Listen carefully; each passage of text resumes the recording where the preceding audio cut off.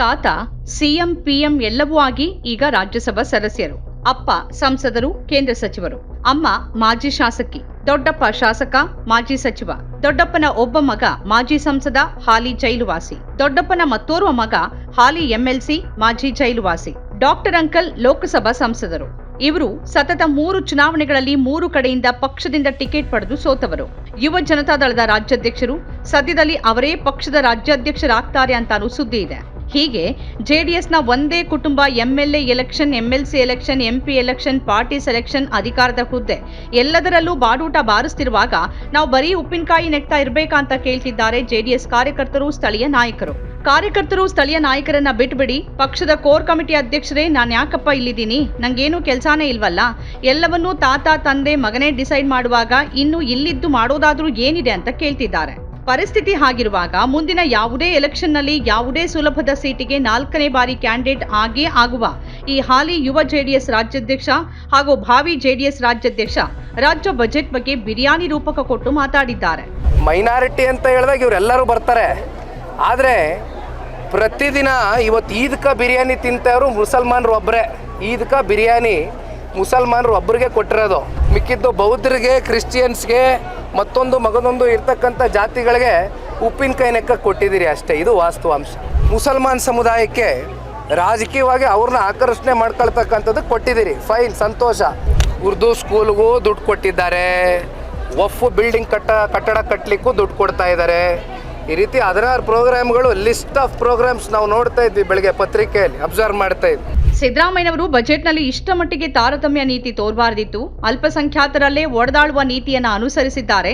16 ಕಾರ್ಯಕ್ರಮಗಳನ್ನು ಕೊಡುವ ಮೂಲಕ ಮುಸ್ಲಿಮರಿಗೆ ಈದ್ ಬಿರಿಯಾನಿ ನೀಡಿದ್ದಾರೆ. ಆದರೆ ಇತರೆ ಅಲ್ಪಸಂಖ್ಯಾತರಿಗೆ ನೆಕ್ಕೋಕೆ ಉಪ್ಪಿನಕಾಯಿ ಕೊಟ್ಟಿದ್ದಾರೆ. ರಾಜಕೀಯದಲ್ಲಿ ಅವರ ಬೇಳೆ ಬೇಯಿಸಿಕೊಳ್ಳೋದಕ್ಕೆ ಏನ್ ತೀರ್ಮಾನ ಮಾಡಬೇಕೋ ಅದನ್ನು ಮಾಡಿದ್ದಾರೆ.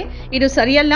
ಯಾವ ಸಮುದಾಯ ನಿಜವಾಗಿಯೂ ಹಿಂದುಳಿದಿದೆ ಅಂತವರಿಗೆ ಸಮಾನವಾಗಿ ನ್ಯಾಯ ಕೊಡ್ಲಿ, ಅದನ್ನ ಬಜೆಟ್ನಲ್ಲಿ ಮಾಡಿಲ್ಲ ಅಂತ ಹೇಳಿದ್ದಾರೆ ನಿಖಿಲ್ ಕುಮಾರಸ್ವಾಮಿ. ಓಲೈಕೆ ಮಾಡುವುದಕ್ಕೂ ಒಂದು ಮಿತಿ ಇದೆ. ಇದನ್ನ ಸಿದ್ದರಾಮಯ್ಯ ಅವರ 16ನೇ ಬಜೆಟ್ ಅಂತ ಎಲ್ಲರೂ ಹೇಳಿದ್ದಾರೆ, ಅದನ್ನ ದಾಖಲೆ ಅಂತ ಹೊಗಳ್ತಿದ್ದಾರೆ. ಆದರೆ ಮುಸ್ಲಿಮರಿಗೆ 16 ಕಾರ್ಯಕ್ರಮಗಳನ್ನು ಕೊಟ್ಟು ತಮ್ಮ ನಿರ್ದಿಷ್ಟ ಕಾರ್ಯಸೂಚಿ ಏನು ಅನ್ನೋದನ್ನ ಸಿದ್ದರಾಮಯ್ಯನವರು ಸ್ಪಷ್ಟವಾಗಿ ಹೇಳಿದ್ದಾರೆ. ಸಮಾಜವನ್ನ ಹೇಗೆ ಒಡಿಬೇಕು ಅನ್ನೋದನ್ನ ಅವರು ಕಣ್ಣಿಗೆ ಕಟ್ಟುವಂತೆ ಮಾಡಿದ್ದಾರೆ ಅಂದಿದ್ದಾರೆ ನಿಖಿಲ್ ಕುಮಾರಸ್ವಾಮಿ. ರಾಜ್ಯದಲ್ಲಿ ವಿಶ್ವವಿದ್ಯಾನಿಲಯಗಳನ್ನು ಮುಚ್ಚುತ್ತಿರುವ ವಿಚಾರಕ್ಕೆ ಮಾತನಾಡಿದ ಅವರು, ಉರ್ದು ಶಾಲೆಗಳನ್ನು ಉದ್ಧಾರ ಮಾಡೋದಕ್ಕೆ ಹಣ ಇದೆ, ಆದರೆ ವಿವಿಗಳಿಗೆ ಕೊಡೋಕೆ ದುಡ್ಡಿಲ್ಲ. ವಫ್ ಕಟ್ಟಡಕ್ಕೆ ಅನುದಾನ ಕೊಟ್ಟಿದ್ದಾರೆ, ಆದರೆ ಎಲ್ಲ ಮಕ್ಕಳಿಗೆ ಉಚಿತ ಶಿಕ್ಷಣ ನೀಡುವ ವಿವಿಗಳಿಗೆ ಕೊಡೋಕೆ ಇವರಿಗೆ ಕೈ ಬರಲ್ಲ ಅಂತ ಅವರು ಆಕ್ರೋಶ ವ್ಯಕ್ತಪಡಿಸಿದ್ದಾರೆ.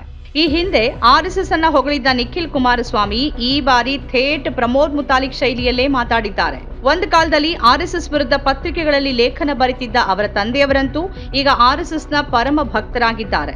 ಈ ಹಿಂದಿನದ್ದೆಲ್ಲ ತಪ್ಪು ತಿಳುವಳಿಕೆ, ತಪ್ಪು ಮಾಹಿತಿಯಿಂದ ಹೇಳಿದ್ದು ಅಂತ ಅವರು ಆರ್ಎಸ್ಎಸ್ ನಡೆಸುವ ಶಾಲೆಗೆ ಹೋಗಿ ಘೋಷಣೆಯನ್ನು ಮಾಡಿದ್ದಾರೆ. ಪ್ರತಿ ಬಾರಿ ಚುನಾವಣೆಯಲ್ಲಿ ಮುಸ್ಲಿಮರ ಮನೆ ಬಾಗಿಲಿಗೆ ಬಂದು ವೋಟ್ ಕೇಳೋದು, ಚುನಾವಣೆ ಮುಗಿದ ಕೂಡಲೇ ಆ ಒಂದು ಸಮುದಾಯಕ್ಕೆ ನಾವು ಬೇಕಾಗಿಲ್ಲ, ನಾವು ಬೇರೆ ಸಮುದಾಯಗಳನ್ನ ವಿಶ್ವಾಸಕ್ಕೆ ತೆಗೆದುಕೊಳ್ತೀವಿ ಅಂತ ಹೇಳೋದು ಈ ಅಪ್ಪ ಮಕ್ಕಳ ಜಾಯಮಾನ.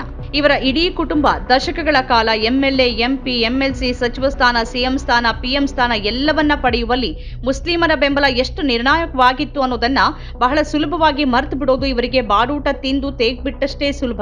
ಅಧಿಕಾರದ ಬಾಡೂಟವನ್ನ ದಶಕಗಳಿಂದ ಬಿಡದೆ ಬಾರಿಸ್ತಾನೆ ಇರುವ ಈ ಕುಟುಂಬ ಬೇರೆಯವರಿಗೆ ಬಿಡಿ, ತಮ್ಮ ಪಕ್ಷದ ನಾಯಕರು ಕಾರ್ಯಕರ್ತರಿಗೆ ನೆಕ್ಕೊಳ್ಳಕ್ಕೆ ಉಪ್ಪಿನಕಾಯಿಯನ್ನು ಬಿಡದೆ ಖಾಲಿ ಮಾಡಿದವರು. ವಿಧಾನಸಭೆ ಚುನಾವಣೆ ಸೋತ ಬೆನ್ನಿಗೆ ಕುಮಾರಸ್ವಾಮಿ ಕೇಸರಿ ಶಾಲ್ ಹಾಕೊಂಡು ಬಜರಂಗ್ ದಳದ ನಾಯಕರು ಮಾತಾಡೋ ಹಾಗೆ ಮಾತಾಡಿ ಬಿಜೆಪಿ ನಾಯಕರನ್ನೇ ಅಚ್ಚರಿಗೆ ಕೆಡವಿಬಿಟ್ರು. ಹೋದಲ್ಲಿ ಬಂದಲ್ಲಿ ಮುಸ್ಲಿಮರ ವಿರುದ್ಧ ಕಿಡಿಕಾರು ತೊಡಗಿದ್ರು. ಚನ್ನಪಟ್ಟಣ ಉಪಚುನಾವಣೆ ಬರುವಾಗ ಮತ್ತೆ ಮುಸ್ಲಿಮರು ನೆನಪಾದ್ರು. ಮತ್ತೆ ಅವರ ಮನೆ ಬಾಗ್ಲಿಗೆ ಹೋಗಿ, ನಾವು ನಿಮ್ಗೆ ಅನ್ಯಾಯ ಮಾಡಲ್ಲ, ನಮ್ಮಪ್ಪ ನಿಮ್ಗಾಗಿ ಏನೇನೆಲ್ಲ ಮಾಡಿದ್ರು, ಕಾಂಗ್ರೆಸ್ ಅನ್ನ ನಂಬೇಡಿ, ನಮ್ ಕೈ ಹಿಡೀರಿ ಅಂತ ಗೋಳಾಡಿದ್ರು.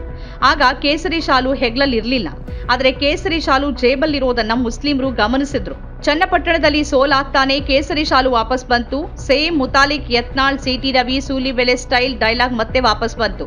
ಈಗ ಬಜೆಟ್ ಬಗ್ಗೆ ನಿಖಿಲ್ ಕುಮಾರಸ್ವಾಮಿ ಹೊಡೆದಿರುವ ಡೈಲಾಗ್ ಪಕ್ಕದಲ್ಲಿ ಮುತಾಲಿಕ್, ಯತ್ನಾಳ್, ಸಿಟಿ ರವಿ, ಸೂಲಿಬೆಲೆ, ಪ್ರತಾಪ್ ಸಿಂಹ ಇವರ ಯಾರ ಹೆಸರು ಹಾಕಿದ್ರೂ ಏನು ವ್ಯತ್ಯಾಸ ಆಗಲ್ಲ.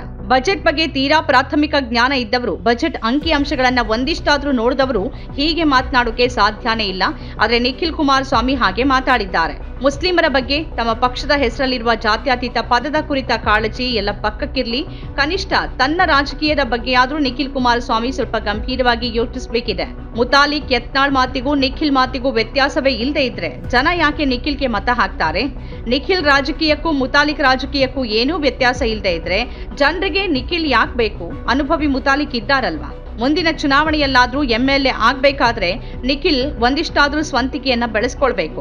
JDS ಅನ್ನೋ ಹೆಸರಿನ ಪಕ್ಷದಲ್ಲಿದ್ದು ಬಿಜೆಪಿ ಬಜರಂಗ್ ದಳದ ರಾಜಕೀಯವನ್ನೇ ಮಾಡಿದ್ರೆ ಅವರ ಕಾರ್ಯಕರ್ತರು, ನಾಯಕರು, ಬೆಂಬಲಿಗರು ಎಲ್ರಿಗೂ ಗೊಂದಲ. ಈ ಗೊಂದಲವನ್ನ ಅವರು ನಿವಾರಿಸಬೇಕು. ಬಿಜೆಪಿಗೆ ತಡ ಮಾಡದೆ ಸೇರ್ಪಡೆಯಾಗಬೇಕು. ಆಗ ಕನಿಷ್ಠ ಅವರ ರಾಜಕೀಯದ ಬಗ್ಗೆ ಒಂದು ಸ್ಪಷ್ಟತೆ ಬರುತ್ತೆ. ನಿಖಿಲ್ ಮೊದಲು ಆ ಸ್ಪಷ್ಟತೆಯನ್ನ ತಂದುಕೊಳ್ಳುವತ್ತ ಗಮನ ಹರಿಸಬೇಕು. ನಮ್ಮ ಕಾರ್ಯಕ್ರಮಗಳನ್ನ ನೀವು ನೋಡ್ತಾ ಇದ್ರೆ ನಮ್ಮ ಚಾನೆಲ್ ಅನ್ನ ಸಬ್ಸ್ಕ್ರೈಬ್ ಮಾಡಿ, ಪಕ್ಕದ ಬೆಲ್ ಐಕಾನ್ ಒತ್ತಿ ನಮ್ಮನ್ನ ಬೆಂಬಲಿಸಿ. ಹಾಗೆ ನಮ್ಮ ಕಾರ್ಯಕ್ರಮಗಳನ್ನ ಲೈಕ್ ಮಾಡಿ, ಕಮೆಂಟ್ ಮಾಡಿ, ಅದನ್ನ ಬೇರೆಯವರಿಗೂ ವಾಟ್ಸ್ಆಪ್ ಮೂಲಕ ಶೇರ್ ಮಾಡಿ. ನೀವು ಹೀಗೆ ಮಾಡಿದಾಗ ನಮ್ಮ ಚಾನೆಲ್ ಇನ್ನಷ್ಟು ಮತ್ತಷ್ಟು ಜನರಿಗೆ ತಲುಪಲು ನೀವು ನಮ್ಮೊಂದಿಗೆ ಸಹಕರಿಸಿದ ಹಾಗಾಗುತ್ತೆ. ಇದು ನೀವು ಯಾವುದೇ ಖರ್ಚಿಲ್ಲದೆ ಕೆಲವೇ ಸೆಕೆಂಡುಗಳಲ್ಲಿ ನೀಡಬಹುದಾದ ಸಹಕಾರ. ಧನ್ಯವಾದಗಳು.